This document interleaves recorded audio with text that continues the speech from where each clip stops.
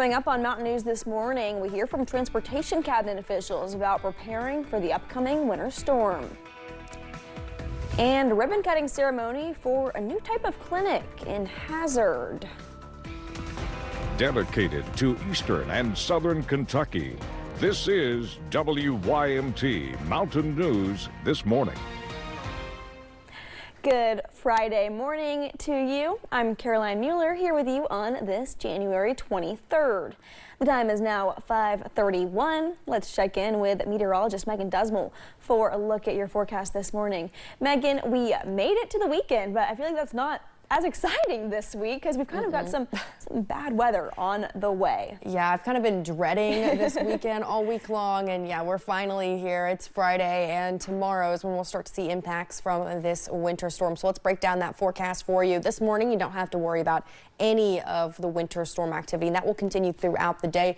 It is going to be dry on your Friday with partly cloudy to mostly cloudy skies in that forecast. The only thing you really have to worry about are some temperatures this morning on the chillier side. We're talking 25 to about 28 degrees as you're starting off the day. A tad cooler for Louisa and Boonville at 21. But by the time we head into the afternoon, everybody will be warming into a mixture of the low to mid 30s for our northern counties and the mid to upper 30s for our southern counties, with some folks having the chance of hitting that 40-degree mark. Overall, though, we're just going to stay on the colder side. Lots of cloud cover, highs around that 3 o'clock time frame, and then we're just awaiting the storms popping back into the forecast starting Saturday morning. Caroline. Thanks, Megan. It's not known if weather played a role in a deadly crash in Harlan County. The one-vehicle crash happened yesterday morning. State police say it happened a little after 9 a.m. on Kentucky 215 at the junction of Pounding Mill Road. Officials with the coroner's office say 73-year-old Gloria Hoskins of Everts died from injuries sustained in the crash. Now we have an update on that fire that devastated downtown Williamsburg earlier this week. The Lexington Herald-Leader reports federal investigators with the ATF were on the scene. They're making sure this fire isn't connected to a fire at a law office in London last week. Police say it's just out of an abundance of caution, and a suspect in the London fire is in custody. Business owners in Williamsburg were told the fire appears to be consistent with an electrical shortage. The exact cause is still under investigation. The Emergency Christian Ministries thrift store says their items are free for those who lost their belongings in the fire. In Letcher County, a deputy jailer was arrested after he was accused of promoting contraband. Austin Mullins was arrested Wednesday. According to an arrest citation, Whitesburg police say Mullins' license was suspended for a previous DUI. Police say they reviewed video footage and jail phone recordings of Mullins promoting contraband in the form of nicotine pouches and conspiring with others on the phone to bring them into the jail. An Eastern Kentucky man was sentenced to 3 years in prison after police say he stole a truck from a funeral home in Martin County. According to an indictment, Marcus Thompson took a Ford F-250 from Callahan Funeral Home in Inez. The incident occurred back in 2023. Thompson pleaded guilty in the case back in August.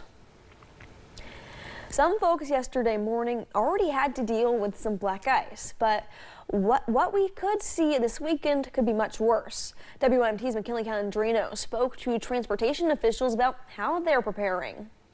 And freezing temperatures, the things you cannot see could be the most dangerous. Well, black ice is just water that freezes on the road surface. It may look like the road is dry, but actually it's got just a very slight little coating of ice on it that makes it slippery. While most of the precipitation is expected for Saturday, reports of sneaky road dangers were spotted early Thursday morning. Officials with the Kentucky Transportation Cabinet say they are acting fast to pre-treat the roads ahead of uncertainty this weekend. At this point, we don't know whether it's going to be mostly snow or if it's going to be freezing rain, which ends up being like black ice on steroids. Snow and ice removal is probably one of the biggest responsibilities that the Transportation Cabinet has, and it's one that we take very seriously. Officials say practice common sense and know how to react if you come across black ice. Obviously, take it very slow. Put your phone down. Don't be talking on the phone or texting while you're driving. Leave plenty of stopping distance behind the vehicle that's in front of you. And stay aware of cold spots or the areas that don't see a lot of sun. If you see a kind of a shiny glare or a shiny reflection, that's a good indicator that there might be black ice on the road. But most importantly, if you don't have to be out, stay at home. In Breathitt County, McKinley Calandrino, WYMT Mountain News. Transportation officials say if you do start to slide on black ice, to steer with the skid, not against it. We asked doctors what you can do to avoid a trip to the emergency room during a winter storm. They say the best steps you can take are being prepared and staying aware of your surroundings. If you have to go outside, keep an eye out for ice patches and take things slow to avoid slipping. One doctor told us it's also important to know your limits physically. It is not easy to shovel a driveway, a sidewalk, and it takes a lot of effort. So people need to be really aware of their abilities and, once again, do what they can, but stay safe. Serious physical symptoms to watch out for include uncomfortable shivering, pale skin, and chest pain. If you start experiencing any of those, you should seek medical help. Many Kentuckians are already preparing for this weekend's winter storm by stocking up on groceries. Shoppers were filling up their carts at one Lexington Walmart yesterday afternoon, making sure they had essentials like bread, milk, produce, and more. But it's not just large chains seeing an impact from the storm.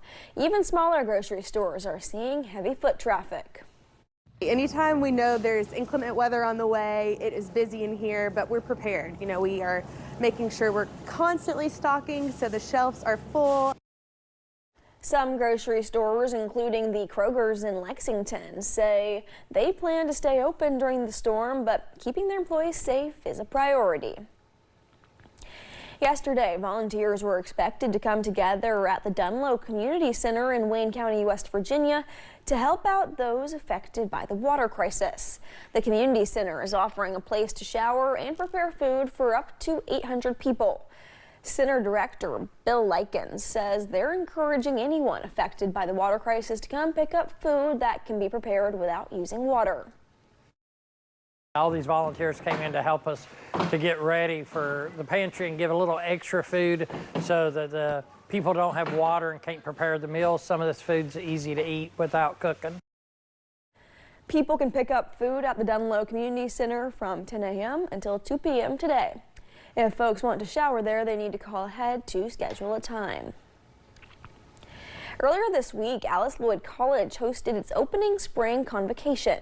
The college welcomed some special guests to the campus. WMT's Neely Green has more.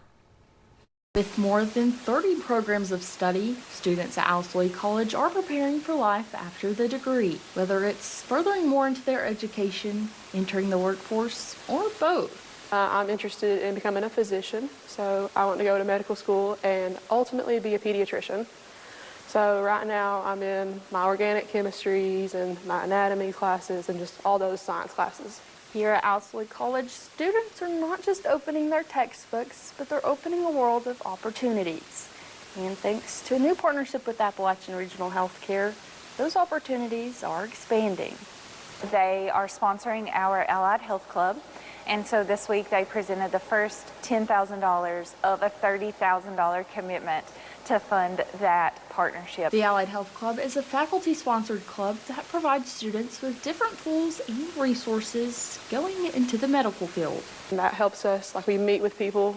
We had representatives from UPAC, UK, all different graduate schools come and talk to us and just help us prepare for what the next step is. The club also provides opportunities to students who are going into the health field, but in a different area. There's a lot more than blood and guts in healthcare, and so there are places all across the healthcare system for our graduates. And we want to help those graduates who are in communications or who are in business or any other fields. This partnership is also beneficial to students wanting to further serve in the mountains. 83% of our alumni return to Appalachia to work and to serve. And so what better place for the largest healthcare chain in our region to be looking for employees than graduates who are prepared to return home and serve. In Knott County, Neely Green, WYMT Mountain News.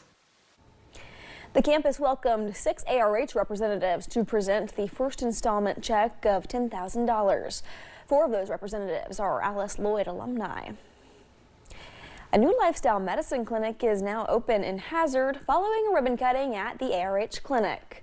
The approach is built around 6 pillars, including nutrition, physical activity, stress management, sleep, avoiding risky substances, and positive social connections. ARH leaders say success goes beyond the numbers. Success for me is a narrative shift, really, and I would love for not only healthier outcomes, obviously I would love to see reduced rates of chronic disease within our communities, but I think more importantly that patients feel empowered over their own care. ARH says the clinic is the first of its kind in Kentucky. It is currently piloting in Hazard with plans to expand throughout the region. Until recently, 20% of Kentucky's law enforcement wore expired body armor, or none at all. Now that number is down to less than 1%. The turnaround happened after the Scott County Sheriff says someone barricaded himself in a home and fired a shot toward a family member. The sheriff says that suspect shot at his deputies during the hours-long standoff. The shield that was used in the incident is credited with saving their lives. Though the Attorney General's program, 29 vests, 80 carriers, and 8 ballistic shields were given to police at the University of Kentucky. This enables us to fulfill our mission and send our people home at night. In the next phase of the program, Attorney General Coleman says they're focusing on getting more resources into schools. His office is asking the General Assembly for another $10 million to continue their work the next 2 years. Still to come, the celebrations continue for this year's Oscar nominees. That and more, and look up today's Eye on Entertainment. And we're tracking the winter storm as it moves from portions of New Mexico all the way into the Commonwealth.